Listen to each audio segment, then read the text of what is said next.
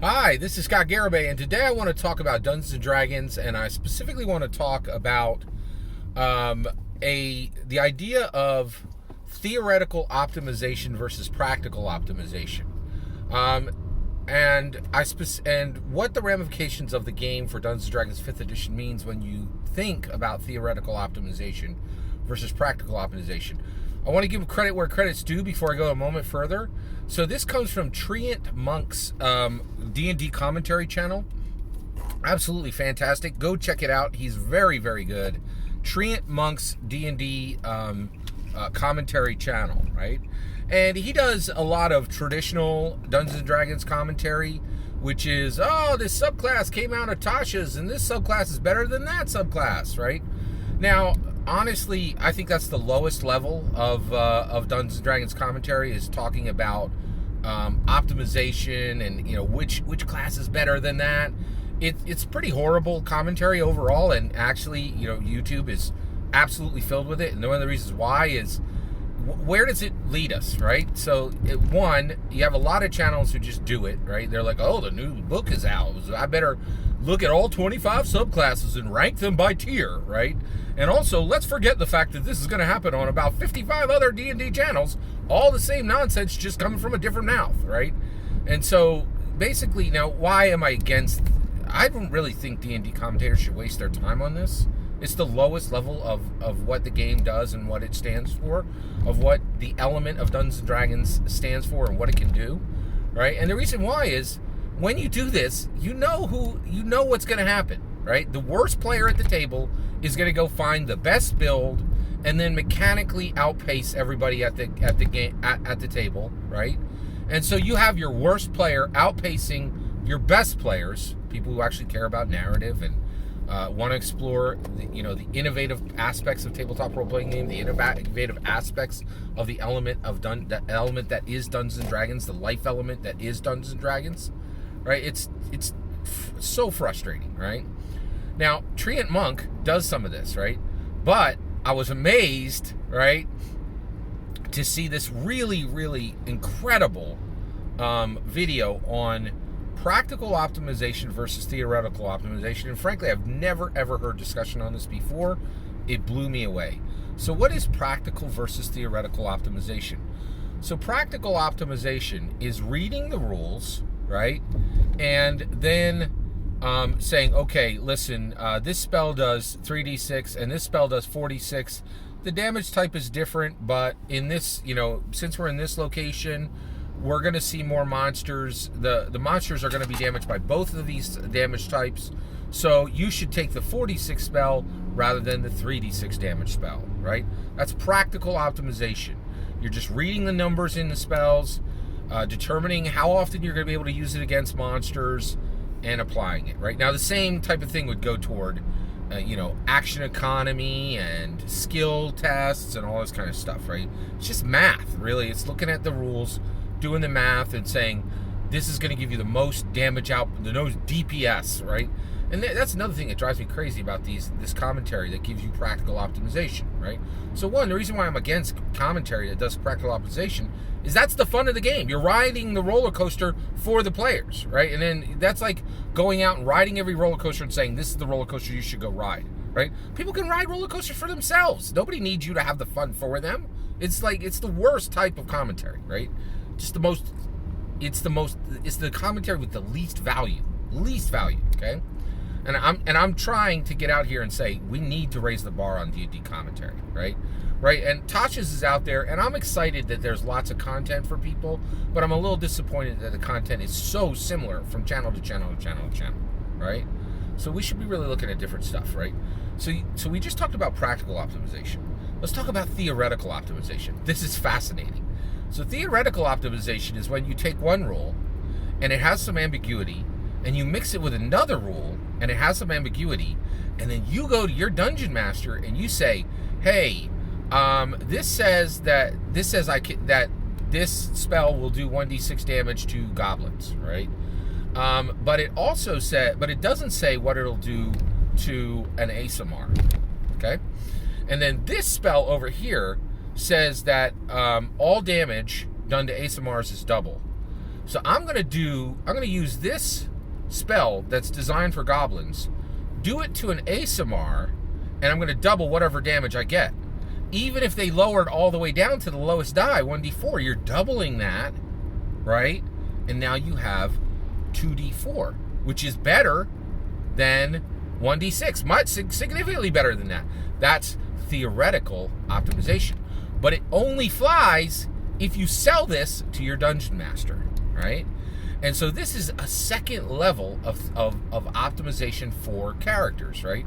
And I'm like, wow, that, just recognizing that and giving terms and labels for it and saying, these people are doing practical optimization, these people are doing theoretical optimization.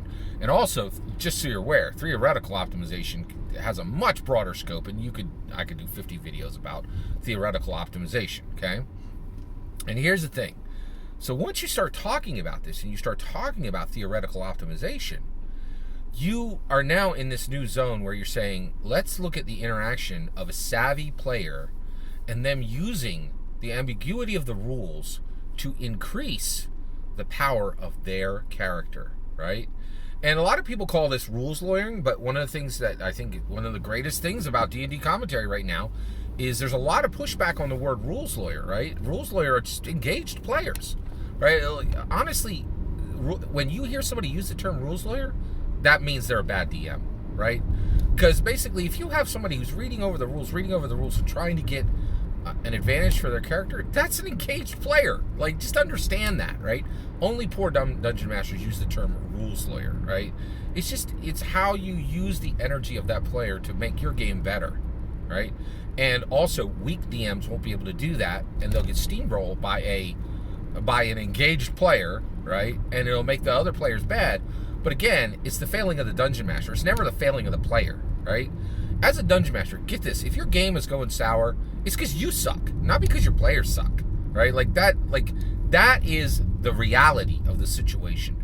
The game gives dungeon masters so much power over the game that if your game if you're having problems with a player in your game, it's because you're not using the power that's been given you. And you're not using all the great advice on YouTube to handle problem players. It's incredible, right?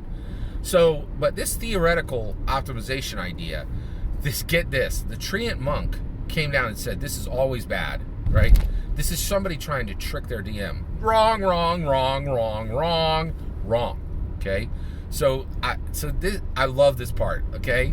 Treantmonk is outrageously wrong about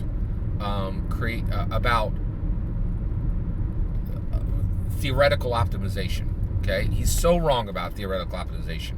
But today, Treantmonk defeats me as a D&D commentator, right? I didn't know about theoretical optimization. I didn't know the difference between practical optimization and theoretical optimization.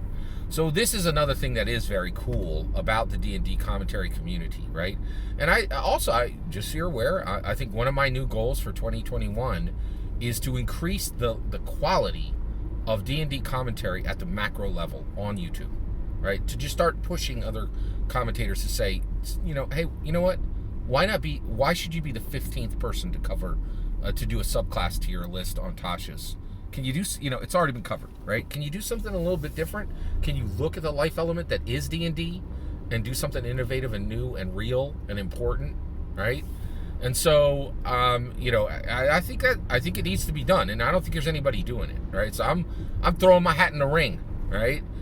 But get this. So I love this. Treantmonk was outrageously wrong about theoretical optimization. Theoretical optimization is awesome. I love the idea that a player can do this, right? And they're not trying to trick their dungeon master. The game has allowed discussion of rules forever. Right? So the reality is every player has the right to see what they can get by using the ambiguity of two rules, right? And if they do that in a respectful and kind manner, if they do it outside of the game, like between sessions, more power to them, right? Like, this is all good, right?